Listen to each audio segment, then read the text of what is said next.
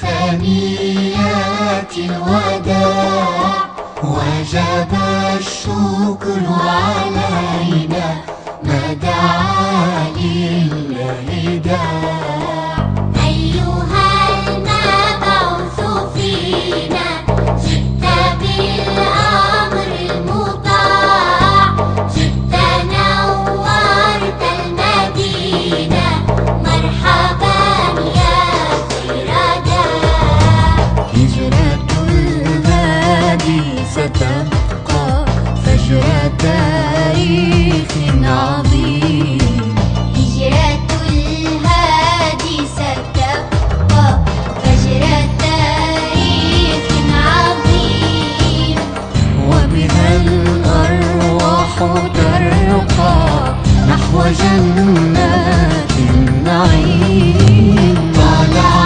البدر علينا من ثنيات الوداع وجب الشكر علينا ما دعا لله داع أيها المبعوث فينا جئت بالأمر المطاع جئت نورت المدينة مرحبا يا خير داع مرحبا يا خير داع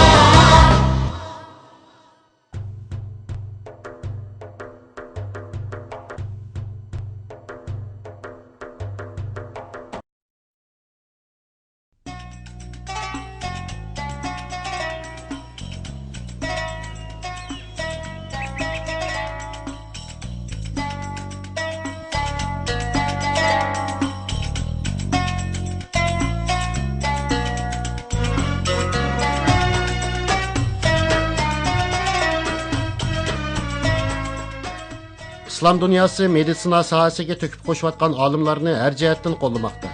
G'arb dunyosidagi ba'zi universitetlarmi biz yuqorida tilga olgan musulmon olimlarning tadqiqot natijalariga ko'ngil bo'lmoqda.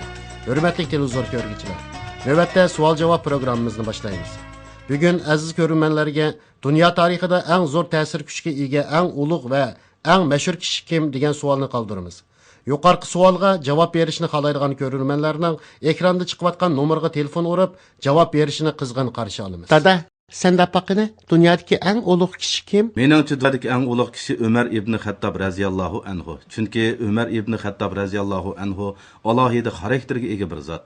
U zot o'z davrida odillik va mehribonligi bilan nom chiqargan. Meningcha dunyodagi eng ulug' kishi Yarmuk urushidagi qahramon sahoba Xolid ibn Valid radhiyallohu anhu mikin deyman. Kitoblardan uning jang maydonlarida ko'rsatgan qahramonligiga aloqador nurg'un rivoyatlarni o'qigan edim.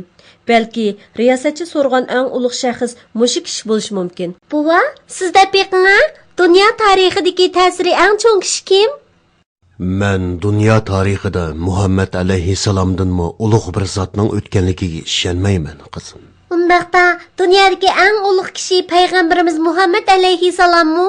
Shundoq qizim. Payg'ambarimiz Muhammad alayhissalom insonlarga Alloh taoloning vahiysi islomni ilib keldi. Payg'ambarlik vazifasini muvaffaqiyatli o'rinladi. To'g'ri dedingiz dada. Payg'ambarimiz dunyo tarixida o'tgan eng ulug' shaxs. Dada, undaqda bizga payg'ambar alayhissalomning hayoti haqida so'zlab bersangiz bo'pti ekan? Albatta bo'ladi qizim. Men uning hayoti haqida so'zlab beray. Balalarim, sizlarning payg'ambarimiz Muhammad alayhissalomning hayoti to'g'risidagi ma'lumotlarni bilib olishinglarni umid qilaman. Chunki biz insonlar payg'ambarimizning hayotidan nurg'un bilimlarni o'rganib olaymiz. To'g'ri dedingiz qizim. Payg'ambarimizning ish izlarida o'rganib olishga tegishli nurg'un narsalar bor albatta. Avval shuni bilishimiz zarurki, payg'ambarimiz Muhammad alayhissalom payg'ambarlarning eng oxirgisi. Buni musulmonlar bilishi kerak. Bolarim, payg'ambarimiz Muhammad alayhissalomning hayoti, ish izlarini bilganlar kelyotidi deyman. Undaqda sizlarni taqozo qilmay so'zlab beray. Xo'sh, bir xayrli ishni boshlamoqchi bo'lsak nima deydik? Bismillahirrohmanirrohim deydik, shundaqmi? Bolarim, amsa bismillah deb boshlaylik. So'zlab bermoqchi bo'lgan bu voqelik hozirgi Saudiya Arabistondan, ya'ni Arab yarim orolining pishg'irim issiq cho'llaridan boshlanadi.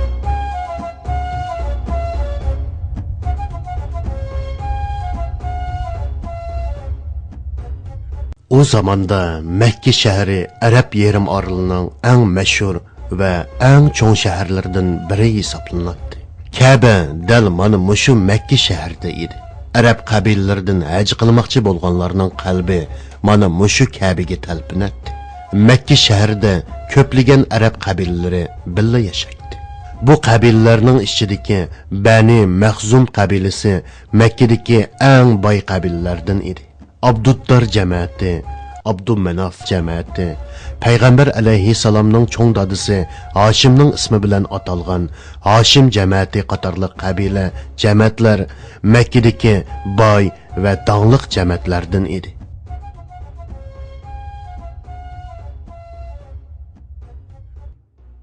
İbrahim alayhissalom bino qilgan Ka'baning atrofida Arab qabilalari yasab olgan 362 dona but bor edi. U yerdagi kishilar Ka'badagi butlar uchun mollarini qurbonlik qiladi. Ey Tangrim, sendin ötüney, bu yıllık sodamda payda ata qilgaysan, hassilab payda bergaysan. Algan paydamның köp qismini Ey sana berishga Tanrım, va'da qilay. erimning kesiliga shifolik ata 100 tenge qilgin. payda Uni olsam, bu 10 kasaldan tengisini sana qutqazgin. beraman. Sen Sana yordam ko'plab qilgin. va'da Uzun qilay, yil Tangrim. bo'ldi. Erim Algan o'rnidan paydamның turolmadi. %10'idan Sendan ko'pragini boshqa sana madadchimiz beraman. yo'q. Tangrim, Sen duoyimni shifolik qabul qilgin. bergüchsen. İlahim, sen ulug'dursan. Ey Tanrım, sen bekmi büyük. Ey ilahim, ey Tanrım, dualarimni qabul qilgin. Kelinglar xaloyiq, kelinglar, kelsizlar hocam, bir dani tangri ilib qo'ysizlar, uylarda saqlasizlar, barakat yog'idi. Kelsizlar xinim, sizlarmi bir dani tangri ilib qo'ysizlar, ishlari yurishib ketadi. Kelinglar xaloyiq, kelinglar. Makkadagi bu qabilalar kichikkina ishlardimi bir-biridan qizg'inib, yo'qolan ishlarni deb so'qishib qoladi. Masalan, Avis va Xazraj qabilasi o'tirsidagi janglar mana mushundaq sabablardan bo'lgan edi. Bu davrda qullar bilan ayollarga yaxshi muomala qilinmaydi. Ayollarga hech qanday haq-huquq berilmaydi. Bak xo'rlanadi. Qullar hayvon o'rnida ko'rilib, dafsanda qilinadi, hatto ilib setiladi. Qiz farzandlar bo'lsa, tiriqli ko'miladi. O zamandagi insonlarning yuqorida aytganimizdek intayin nachar, xurafiy odatlari bor edi. Ularning nachar odatlaridan yana biri jazoni qilish edi. Jazoni qilishni savdo tijorat qilganlik bilan o'xshash deb qaraydi. Bu pul kamg'o. Men o'zlaridan olgan qarzning hammasi shu. Bu mendan olgan qarz pul. Undaqda pulning o'simi nada, ha? Men qarzimni 5 yil burun qaytirib bo'lgan-ku. Hey qeri, kallang bormi sening? Men sana o'simning gapini qilyapman. O'sim degan har yili hasilab ko'payib mangdi. Ajaba buni bilmamsan. Taqsir, undaqda men qarzimni qandoqmi qaytirib Bu degan sening ishing. Men bilan aloqasi yo'q. Makkadagi bu kishilar kundalik turmushda, savdo setiqlarda yolg'onchilik, soxtapazlik qiladi. O zamonlarda Makka xalqining turmushi mushundaq o'tadi. Amdi sizlarga Payg'ambarimiz Muhammad alayhissalomning nasabini so'zlab beray. Bolarim, Payg'ambarimizning nasabi Ibrohim alayhissalomga tutishidi. Payg'ambarimizning dadisi Abdullah, Abdullahning dadisi Abdul Mutallib, Abdul Mutallibning dadisi Hoshim, Hoshimning dadisi Abdumanof, Abdumanofning dadisi Qusay, uning dadisi Kilab, uning dadisi Murra, Murraning dadisi Ka'ab, Ka'abning dadisi Lu'ay, uning dadisi G'olib va dadisi Fihrdan tortib İbrahim alayhissalomga yetib bordi. Payg'ambarimizning oilasi Hoshim jamoatidan bo'lib, Hoshim payg'ambarimizning bovisi bo'ladi. Payg'ambarimizning bovisi Hoshim qanday qilib shuncha hurmatga sazovar bo'lgan? U sexiligi bilan dong chiqargan. Makkaliklar mehmonlarni yaxshi kutilish jihatda bir-biri bilan baslashardi ekan. Hoshim Makkaga hajga kelgan kishilarning rifoda va siqoya ishlariga mas'ul bo'lib, mehmonlarni nihoyatda yaxshi kutib oladi ekan. Bova, rifada bilan siqoya degan nima? Uma qizim, rifoda degan hojilarga tayyorlangan yemeklik. Siqoya degan hojilarga tayyorlangan har xil ichimlikni ko'rsatadi.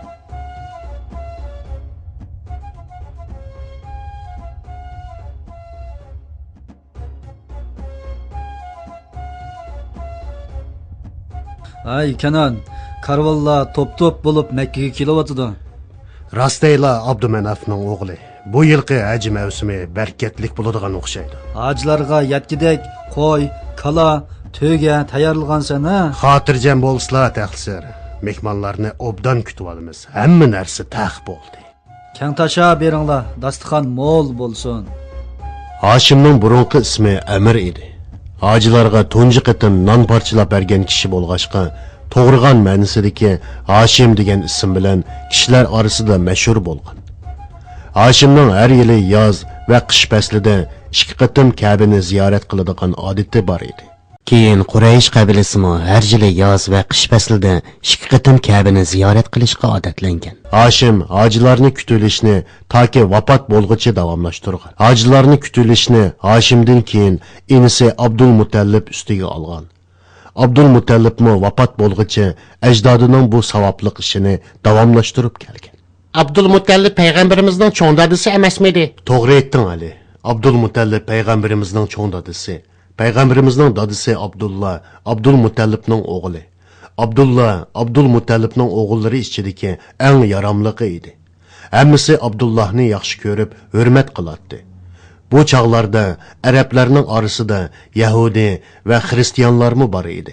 Ba'zi arablar Ibrohim alayhissalomning dinida edi. Bu arablarning ichida Allohga ishonganlarmi bormidi? Ularning orasida haqiqatni izlayotganlarmi bor edi. Masalan, Haniflar. Nima? Haniflar dedingizmi? dedingizmi? Haniflar. Xudoyim buyursa, buni sizlarga kelar qitim so'zlab beraman. Shu vaqtgacha ta'qir qilinglar, bolalarim. Ma'qulmi? Allah sizdan rozi bo'lsin, bova.